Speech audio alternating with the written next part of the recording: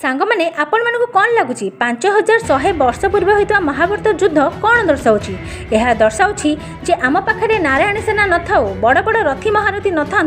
जदि आम पाखे धर्म अच्छी तेबे जेकोसी युद्ध आम जीतिपर। यही संदर्भ में महाभारत युद्धर एक कथा अनुଯାयी एकदा दुर्योधन भीष्म पितामह उपर से निज संपूर्ण बल सह लड़ुना लांछन लगेला किंतु यार प्रत्युत्तर में भीष्म पितामह निज निकट थिबा से स्वर्ण निर्मित 5टी अभिमंत्रित तीर रहस्य उन्मोचन कले जहाँ समग्र पांडव सेना को नष्ट कर जानी दुष्ट दुर्योधन से तीरगुड़ी को भीष्म पितामह नहीं आसला किंतु पांडव पक्ष तो स्वयं नारायण अच्छा